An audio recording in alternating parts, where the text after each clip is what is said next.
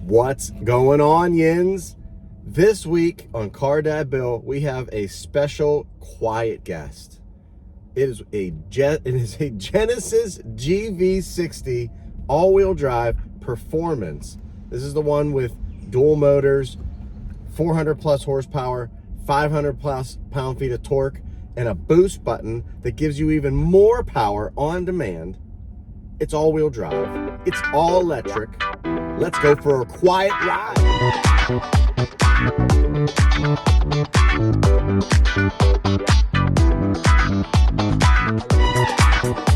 There's something to be said for my first impressions on this GV60. It looks unbelievable. It has great lines, has great styling. It's that fastback crossover design that you're seeing from BMW and Mercedes. It's like a sporty crossover design, hatchback. And this is small. It's short, it's wide, and it's around the same size of the platform that the Hyundai Ioniq 5's on. So you're getting that same kind of size. But this just looks better. It's got the elegant style. And oh my goodness gracious, is this thing fast when you want to go fast. It's so easy to drive right off the bat. I've driven a lot of different electric cars over the years, and they're getting better and better. They're easy to live with. They charge reasonably. They have decent mileage now. They're getting well over 200 miles to a charge now, and things have come a long way. But let's get to the review.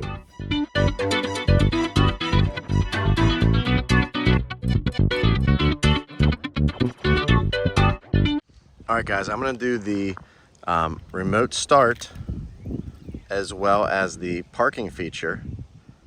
So we're gonna remote start this by locking it, holding down the remote start button.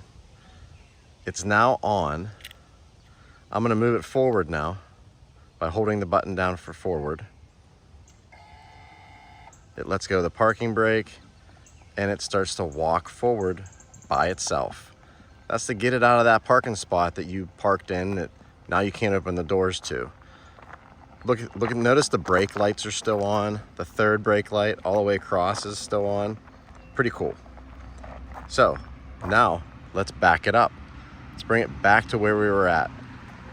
Reverse lights come on, down on the bottom, and now the vehicle's backing up by itself with the remote control in my hand, back into said parking spot that was too tight for us to pull in while we were in the vehicle. Let go of the button, the vehicle stops, flashes its lights, telling us that it's basically waiting to see what we want to do. I hit the remote control button, or the remote start button again. It turns it off, and now it's parked. Pretty awesome. The charge door has a little button here, a little touch button here, but you have to unlock the car. It unlocks the door, touch it, opens up. Fast charging capability down below. Regular charging at your house up there. Hit the button to close it. Another cool feature, door handles. When they're locked, they slide in just like that. When they're unlocked, they open up. Pretty neat. All right, so let's do a little walk around of the GV60. And the first thing I want to show you guys are these awesome headlights and how the Genesis brand takes their body coloring and takes it through the headlight housing, creating a different two-level housing that's fantastic. It looks wonderful. It has a little bit of a Aston Martin front end to it, if I will say so. But notice there's no real need for venting and things like that because of the electric motors underneath. There's no motor up front. There's just a small frunk, which I'll show you guys as we walk around the vehicle. But the other thing I wanted to note are those lights. Watch those lights. And then when you have the headlights on, which they'll come on here after that, I think. Maybe not. But when the headlights are on, it's just these front two. And I don't like that. See how that comes on? It's not very bright at nighttime. And this layout should be way more efficient with the use of their lighting. You have all those LEDs up front. It's basically, these are the two headlights, and these are the two headlights, these are the two high beams, and then these are just there for show. I don't know how I feel about that. When you're driving around with daytime running lights on, that's what you get. You get daytime running lights. Love the badge up front. Badge looks great. That whole shape is wonderful. Really, really like the shape. Really like how the trim dives in and back out again. The door handles go flat. Love this. That's really sharp. Really, really nice how that works. Then the spoiler on the back, and you have a two-tiered spoiler, so you can see in there and you can see out there. So you have view of the back. Nice visibility while driving. And then your reverse lights are those small lights at the bottom. Really sharp. Let's go inside. All right, so I popped the frunk and lift this up. And here you are. Here's what you have. You have a frunk. And really, that's it. Not a whole lot of anything can go in there. I mean, you can put some little things that you want to take somewhere, but it has to be really little. The charging cable could fit in here. If you wanted to put the charging cable up here and not in the trunk, then yeah, that works, but that's your frunk. Let's come around to the back. Looking at the back, it's kind of difficult to see where the button is, but then you see the little hand area down there. Trunk opens up. I got some of my detail equipment in here, just so you guys can see really just how big the trunk is. And it's decent size. I mean, I have some 5 gallons in here. I have a backpack in here. I have some hockey pucks in here. Everything fits. So it's not a terrible utility vehicle. All right, guys, it's been a great week with this thing. If you haven't subscribed yet, please hit that button. Please like the video. It's absolutely helping the channel. It's absolutely helping the car companies. It's helping me. It's helping everybody. And I hope you guys are enjoying these videos. I'm doing my best to get them out there as fast as I can. These cars are coming. I'm trying to get them published right away. Thanks for watching. All right, guys, now we're inside the GV60. I'm gonna hit the start button so you guys can see what happens up here. Confirm that stuff. It's gonna try to upload things and download things. It's gonna say, never mind, it can't do that. And you have your typical Genesis layout. Swiping through different menus. Swiping through different menus. Same thing happens when you do that. I like the home screen. Some people don't like the home screen. It's not busy and it's very calming and I like it. Over here, you have basically your tachometer and your charging gauge, your charge mileage remainder, your charge battery remainder, your EPA, your MPG as you will down here, current time, different cruise control stuff.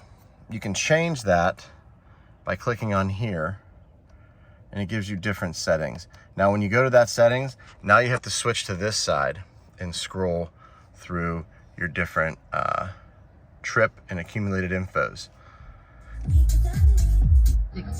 And now I have the radio on.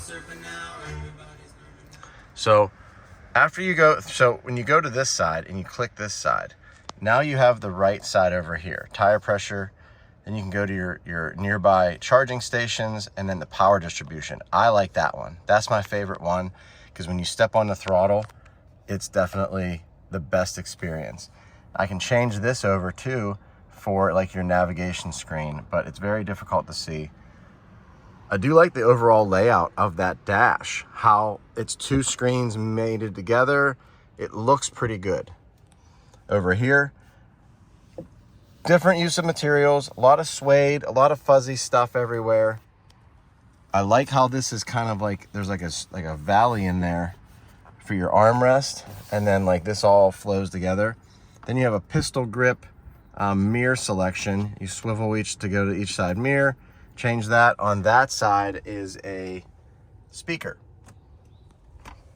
Another notable thing about this interior is there's no middle pillar in your steering wheel. And here's where you change to your sport modes and whatnot. And then there's your boost button. The boost button is legitimate. It's awesome.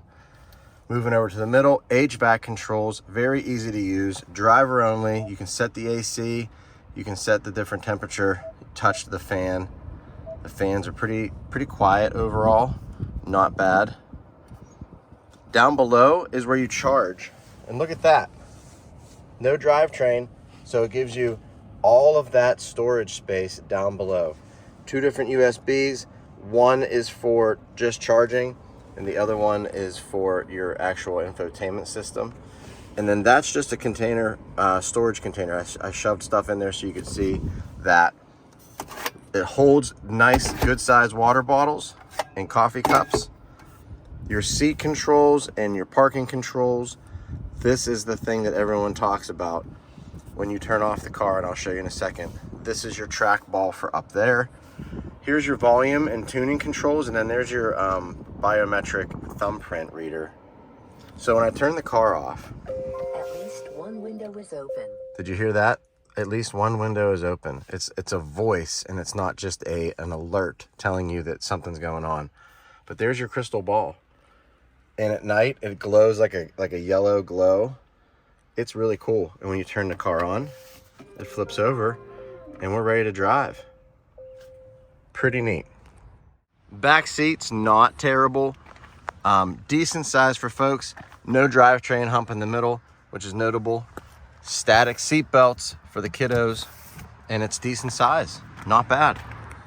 I guess one thing left to note is this area here is where your facial recognition would be, but I did not set. All right, Yins, real quick. 2023 Genesis GV60 Performance. This is with the 160 kilowatt front and rear dual motor setup. 77.4 kilowatt hour per hour battery. So that's your battery pack. 429 horsepower, 516 pound-feet of torque. That's a lot of power in a little vehicle, and I can't stress that enough. And it feels unbelievable when you're on the highway, when you're on the road at all. When you need to accelerate, it's there. They claim 235 mile range fully charged. Folks, the real range on that at 100% is 204 miles. That's, since I've got it, I've charged it twice to 100%, and both times it was right around 204 miles. They do say, though, from 0 to 100 in 7.5 hours on a 240 volt outlet at your home. Now, they say also that you can charge from 20 to 80% fairly quickly in under 20 minutes. So that's pretty reasonable when you're at a fast charger and you're going to get gas, you're going to get fuel, you're electric, you're going to go inside, you're going to use the bathroom, get a drink, stuff like that. Not too bad. But the boost button jumps that 429 up to 479 horsepower rating, and it jumps your 516 torque. Listen to this, 593 pound-feet of torque on demand from a button on the steering wheel. That's where we're at nowadays, folks, and that's pretty awesome as a car guy. The price, $69,560. Yes, it's expensive. Yes, it's top-notch technology. Yes, 593 pound-feet of torque on demand. Let's go for a ride. So I'm driving up a super steep hill in this GV60, and you can turn off and on the regeneration. You can make the regen different levels of regen. So you can go from 0 to 1, 2, 3, and then you can go one pedal driving. 3, however, holds the brake on pretty considerably while you're driving down hills. I use the regen capability only on hills when I'm going down them. When I'm going up the hill, I usually have the regen turned off, and I let the car ride and roll normally, and it's more efficient. And what I'm trying to say is you can actually change the efficiency of the vehicle, how much it charges on hills and without hills, and it makes the overall driving ability of this thing awesome. It's personalized, it's customized, because you can be as efficient as you want with it. If I want to drive aggressive, I put it in sport mode, I turn off the regen, or I turn it on 2, and my foot's in the pedal constantly. I'm going up this steep hill, I'm going up a mountain, and I have it off, I have the regen off, and it just glides up the mountain. It's a great system. So I do want to talk about the good and the bad, because there are some of both. And electric vehicles are very polarizing to begin with, right? So everybody has their opinion of what they think of these things and how realistic they could be for someone in their life. I understand that completely. Looking at it as a realtor, car guy, dad, chauffeur, all that stuff. I'm driving vehicles all the time. I'm taking people places. I'm dropping them off. I'm showing houses. I'm talking to clients. I'm commuting a lot. But my commuting doesn't leave a 60-mile radius, okay? 75, 80 miles round trip sometimes. That's it. Electric car like this with 200 plus miles on a full charge and the ability to quick charge, which I'll talk about in a second, that makes this vehicle way more practical than before. During the week that I've had this, I've charged it at home when occasionally. I've never really bled the battery down enough to have to supercharge somewhere, but I'm told by Genesis that the fast charging capability between 20 and 80% can be done in 15 minutes, 18 minutes, give or take.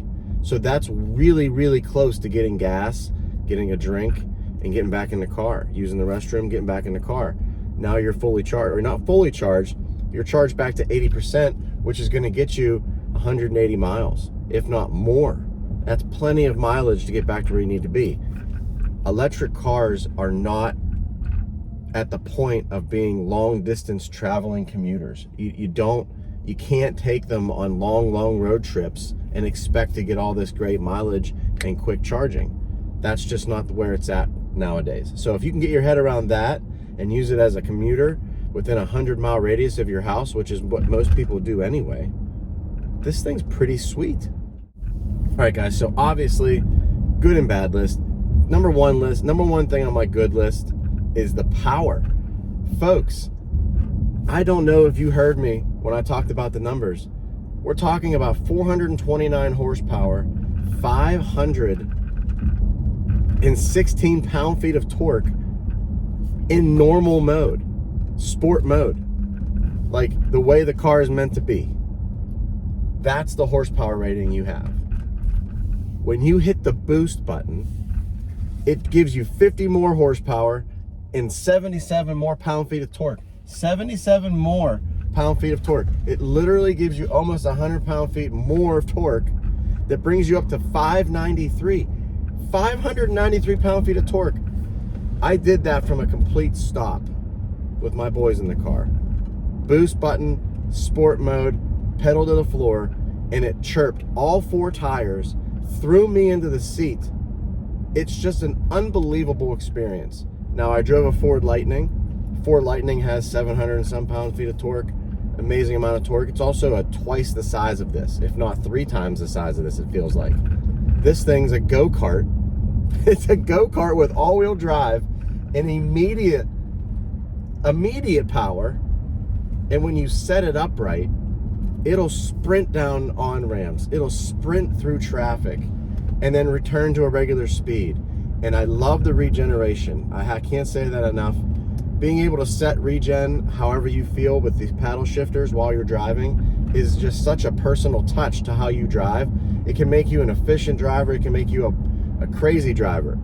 It is whatever you want it to be. But that's my biggest pro of this car is the power, the availability of the power, and the manipulation of that power. It's fantastic. Number 2 on my list and number 3 on my list, style, design, and interior.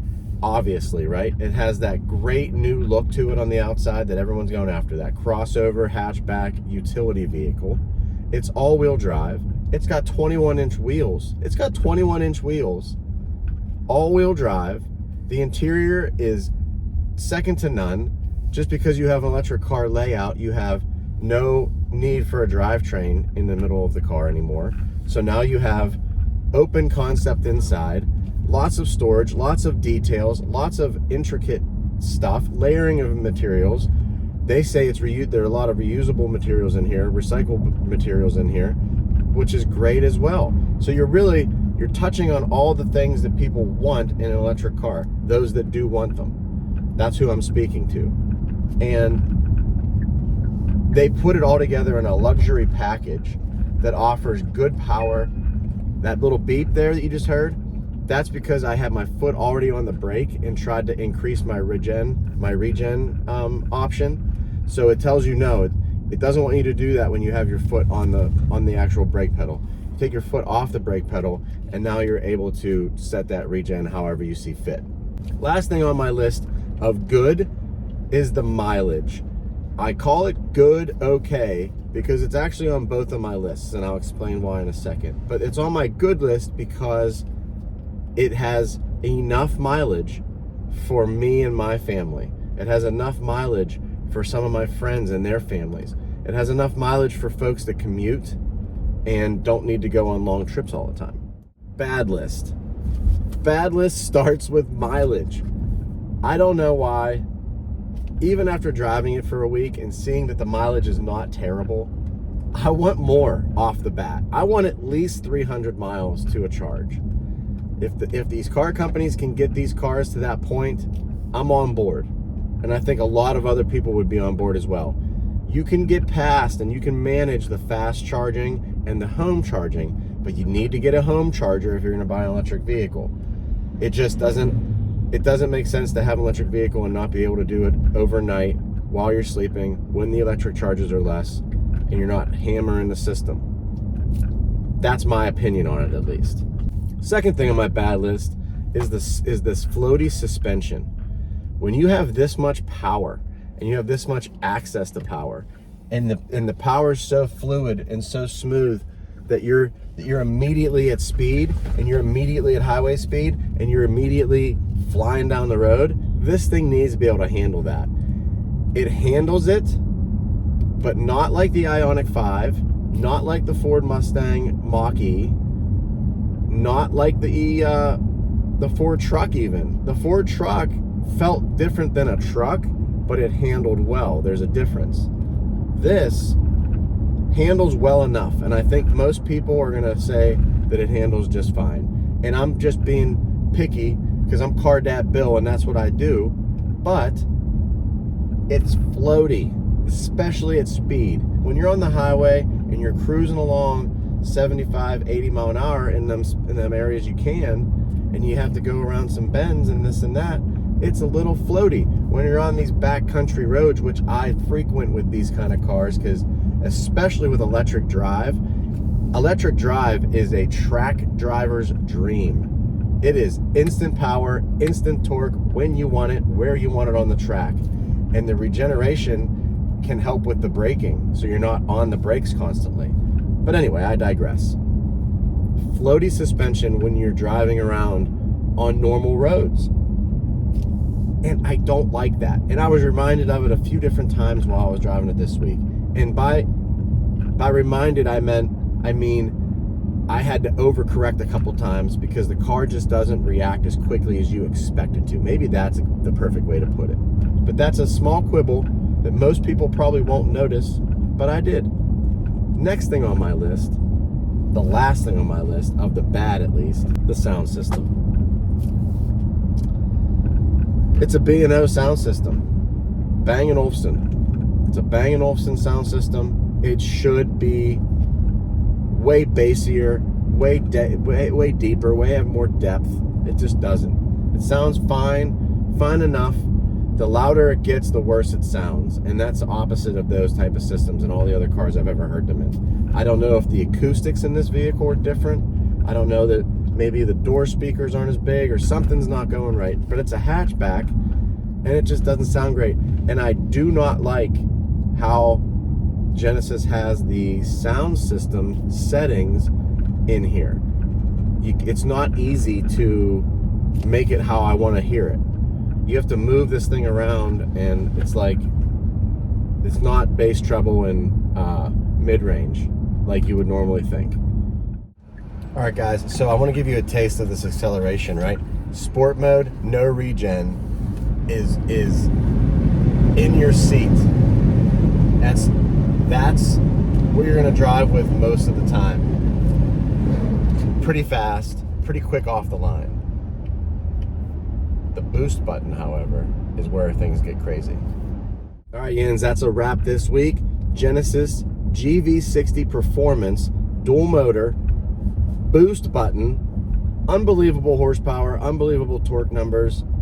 It just doesn't get any better than this when you are sitting in an electric vehicle. It's really, really, really the full package. Thumbs up from Car Dad Bill. Real cars, real people, real life. I'll talk to Yins next time.